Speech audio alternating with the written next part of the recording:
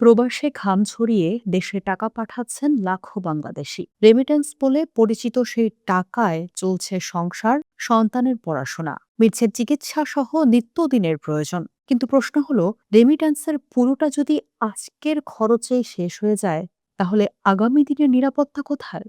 বিশেষজ্ঞরা বলছেন, প্রবাসীদের কষ্টার্জিত অর্থ শুধু ভোগে নয়, পরিকল্পিত সঞ্চয় ও বিনিয়োগে কাজে লাগাতে হবে। তাহলেই রেমিট্যান্স হতে পারে একটি পরিবারের ভবিষ্যৎ নিরাপত্তার ভিত্তি। শনিবার ২২ আগস্ট আন্তর্জাতিক পারিবারিক রেমিট্যান্স দিবস ২০২৬ উপলক্ষে ঢাকার ভিএফডিসিতে আয়োজিত ছায়া সংসদে উঠে এসেছে অভিবাসী পরিবারের আর্থিক নিরাপত্তার এই বিষয়টি।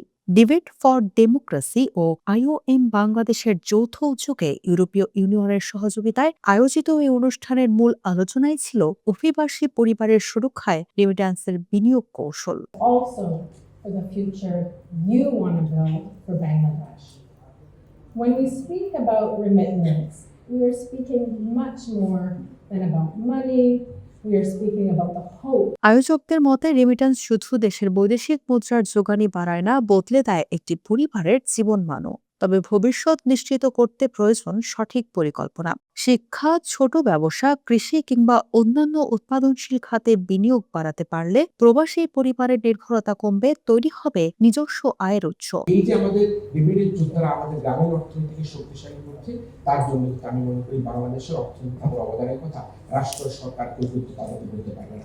বাংলাদেশের কর্মক্ষম জনশক্তির একটি বড় অংশ এখন দেশের বাইরে কর্মরত। তাদের পাঠানো অর্থে যেমন পরিবার চলে, তেমনি অর্থনীতিতেও তৈরি হয় ইতিবাচক প্রভাব। কিন্তু দীর্ঘমেয়াদে এই অর্থের সুফল ধরে রাখতে হলে দরকার আর্থিক শিক্ষার পাশাপাশি সঠিক বিনিয়োগের সুযোগ। সংশ্লিষ্টরা বলছেন, রেমিট্যান্সের টাকা পরিকল্পিতভাবে বিনিয়োগ করা গেলে এর সুফল শুধু একটি পরিবারের মধ্যেই সীমাবদ্ধ থাকবে না। বিনিয়োগ থেকে তৈরি হতে পারে ছোট ব্যবসা, স্থানীয় কর্মসংস্থান এবং নতুন আয়ের উৎস।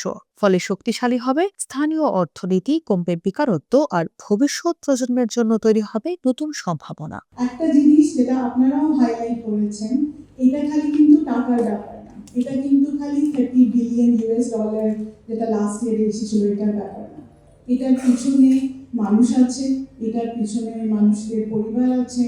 তবে শুধু বিনিয়োগের পরামর্শ দিলেই হবে না, একই সঙ্গে প্রয়োজন সহজ ও নিরাপদ বিনিয়োগের সুযোগ, আর্থিক সচেতনতা এবং পরিবারের সদস্যদের সঠিক পরিকল্পনা। কারণ প্রবাসের পাঠানো প্রতিটি টাকা পেছনে থাকে দীর্ঘ শ্রম, ত্যাগ আর পরিবারের প্রতি দায়িত্ববোধ।